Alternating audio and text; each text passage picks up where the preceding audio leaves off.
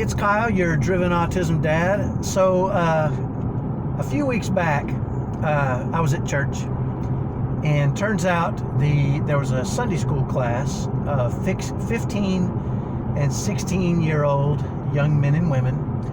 Their parents didn't, or their teacher didn't show up to teach them. And one of my responsibilities at church is to kind of cover for people when somebody gets sick or they can't show up. And so I was asked to teach these 15 and 16-year-olds. And I wish I would have taken a picture of the chalkboard, because it was pretty fascinating. So I decided, they're 15 and 16 and they're right on the cusp of dating. And, they're getting friends that they spend a lot of time with outside of the home. And so my question to them, and I grabbed a piece of chalk and I said, what makes a good friend? And it was interesting, they said, hey, they're kind, they look out for you, they have similar interests, you can trust them, and they came up, the blackboard, it was interesting, the chalkboard was full of great answers. These kids, I've always been the kind, when I have to teach these classes, I want engagement, right? Because I'm not an expert on everything, and I realize that. I'm an expert on very few things, but these kids at 15 and 16, I want them to have fun at church. I want them to enjoy being there, and so I thought I'll just engage them and let them talk and tell me what they think, and after 15 or 20 minutes, this chalkboard was absolutely full. They got to share some experiences about good friends and not good friends, and how they had been stabbed in the back, and how they had been looked out for, and it was really interesting to watch their minds spin, and believe me, they were all very, very opinionated on what makes a good friend. Like I said, it was a chalkboard. It was one of those big giant chalkboards, and it was chock full of what makes a good friend. And so, things started to slow down a little bit, and they thought they had a pretty exhaustive, great list. And then I said to them, and I turned it on them, and it was really fascinating. I said, now I want you to look at this chalkboard and tell me which ones of these are you for your friends, right? And immediately I could see some of them smiling, some of them not smiling so much at all, right? And we had an opportunity at that point to talk about how our expectations of others are always so high in a lot of cases, right? But we don't always apply those same standards to ourselves. Okay? And then we were able to convert that to, because they were 15 and 16 and they're going to start dating soon, and eventually probably, get married or have kids or whatever the case may be, we kind of turned that to spouses. And, who are you becoming? Because you're going to want all these things in a future spouse, but are you those things for your future spouse, right? And it was really a fascinating lesson. We were able to fill the hour pretty easily. And afterwards, I had many of the kids come up to me just with big grins and say, thanks, I've learned something here today, right? And frankly, I don't know why I came up with that idea or where it came from. Maybe because I was at church, maybe it was divine, right? I like to think that I'm touched by the divine sometimes. I think that's probably what it was. But it also got me to thinking about me personally, right? Because, I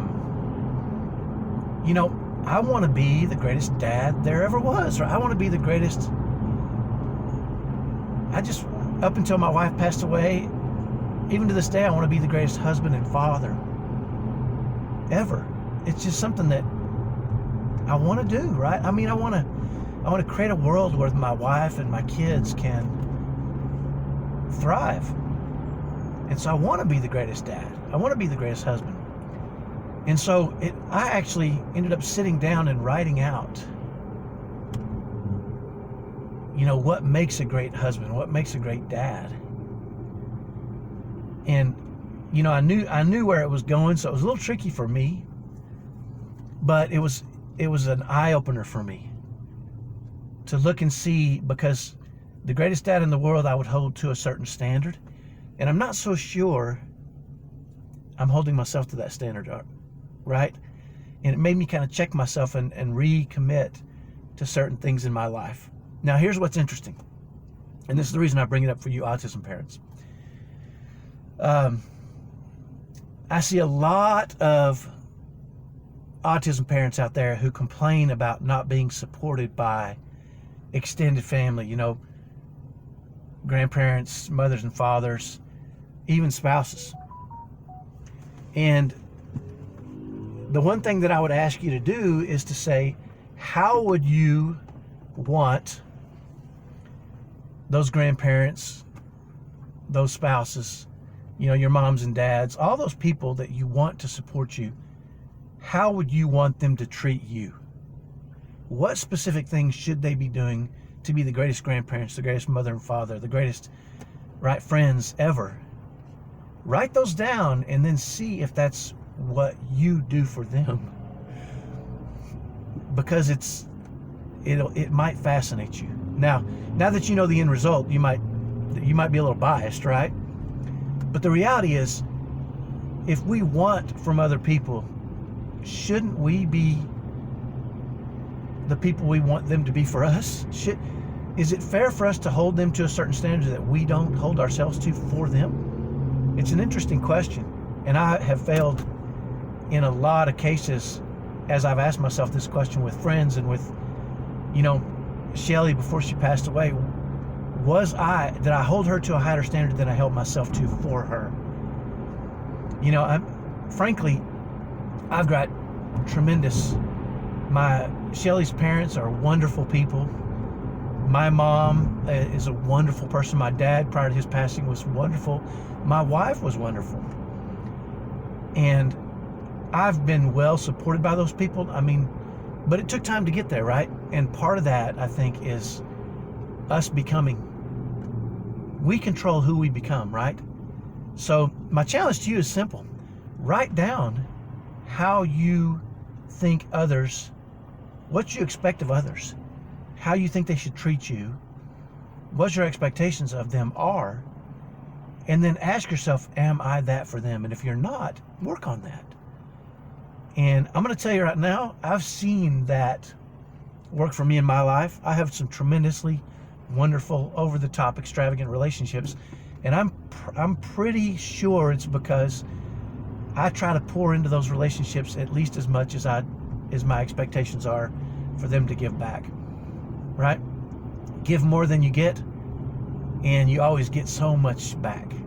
So that's my challenge for you today. Make a list of things. Sit down for a few minutes, watch this video again if you need to outline. Write those things down and turn it on yourself and say, am I that person that I want to be surrounded with? Am I the person I want to be surrounded with? See how that goes for you. Hopefully that's helpful. Have a great day. We'll talk to you next time. Bye-bye.